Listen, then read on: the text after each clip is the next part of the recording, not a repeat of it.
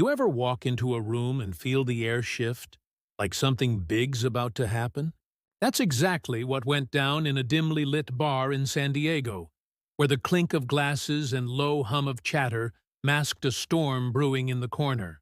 A Navy SEAL, all muscle and swagger, leaned against the bar, his buddies laughing, their voices loud with the kind of confidence that comes from knowing you're untouchable. He was the king of this scene.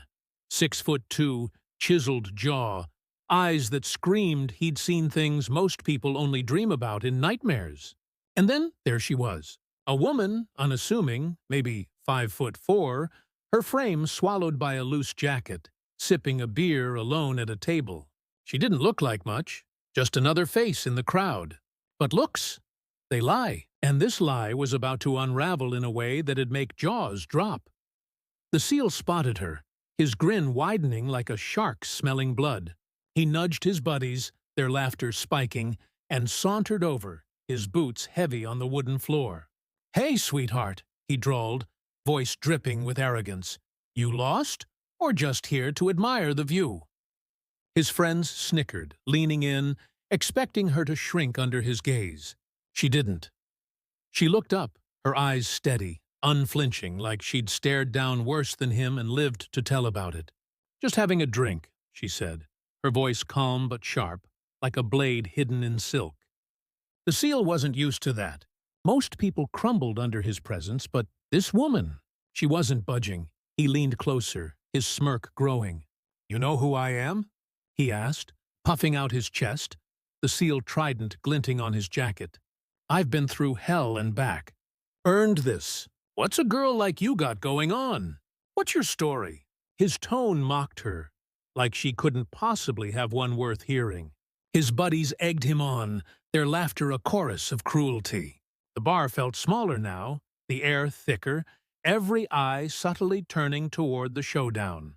She set her beer down, slow, deliberate, her fingers brushing the glass like she was weighing her next move. And then she smiled. Not a warm smile, a dangerous one, the kind that makes your gut twist because you know something's coming, and it ain't good. "Story?" she said, her voice low, almost a whisper, but it carried like a gunshot. "You want my story?" The SEAL chuckled, crossing his arms, ready for some civilian sob story he could laugh off. But her next words hit like a grenade. "They called me Viper 1. The bar went quiet. His drink slipped from his hand, crashing to the floor, the glass shattering into 1,000 pieces. His buddies froze, their laughter choking in their throats. The SEAL's face drained of color, his eyes wide, like he'd just seen a ghost. Because in a way, he had. Viper 1. The name wasn't just a call sign. It was a legend whispered in the shadows of Spec Ops circles. A pilot who'd flown missions so daring, so impossible, that even the toughest operators spoke her name with reverence. She wasn't just any pilot. She was a Night Stalker, part of the elite 160th Special Operations Aviation Regiment. The ones who flew SEALs like him into the jaws of death and pulled them out alive. She dodged missiles in pitch-black skies, navigated through storms of gunfire, and landed choppers in places no sane person would dare. Viper 1 wasn't just a name, it was a promise of survival to every soldier who'd ever strapped into her bird. And here she was, sitting in this bar, looking like just another face. The SEAL stammered, his bravado crumbling like cheap plaster. You're Viper 1? He managed, his voice barely above a whisper.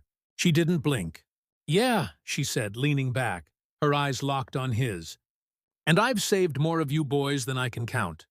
So maybe next time, don't assume you know someone's story." The bar was dead silent now, every ear straining to catch her words. His buddies shifted uncomfortably, their eyes darting to the floor. They knew the stories. They'd heard of Viper 1. Hell, some of them might have owed their lives to her. But she wasn't done. She stood, her small frame suddenly commanding the room like a general. "You think you're tough because you wear that trident?" she said, her voice rising, cutting through the tension like a knife.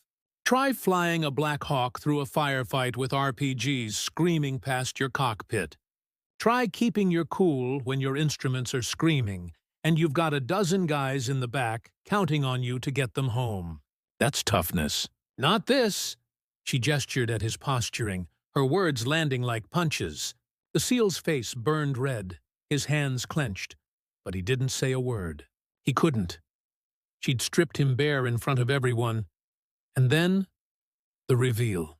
She reached into her jacket, pulling out a worn patch, the Night Stalker emblem stitched in faded black and gold. She tossed it on the table, the sound of it hitting the wood louder than it should have been. "Next time you want to play king," she said, her voice steady, "remember, there's always someone who's been through worse. And they don't need to shout about it." The SEAL stared at the patch, his mouth dry, his pride in tatters. His buddies didn't dare look at him. The bartender, who'd been watching the whole thing, slid a fresh beer her way, on the house. The crowd murmured, some clapping softly, others just staring in awe. She didn't bask in it. She didn't need to. She grabbed her jacket, left the patch on the table, and walked out, her steps steady, her head high. The SEAL stood there, rooted to the spot, the weight of his own ego crushing him. His buddies tried to laugh it off, but it was hollow. They'd seen a real hero. Not the kind who brags in bars, but the kind who does the impossible and walks away without a word.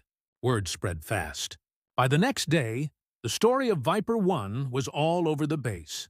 A reminder that real strength doesn't need a spotlight. And for her, she was back in the cockpit the next night, flying through darkness, saving lives, doing what she did best. No fame, no glory, just the job. Because that's who she was. Viper One. A name that'd live on long after that barroom showdown. A name that'd inspire anyone who heard it. You don't need to be the loudest in the room to be the strongest. Sometimes, the quiet ones, the ones you overlook, are the ones who've been carrying the weight of the world all along. And when they speak, you better listen. Because their story, it's the kind that changes you.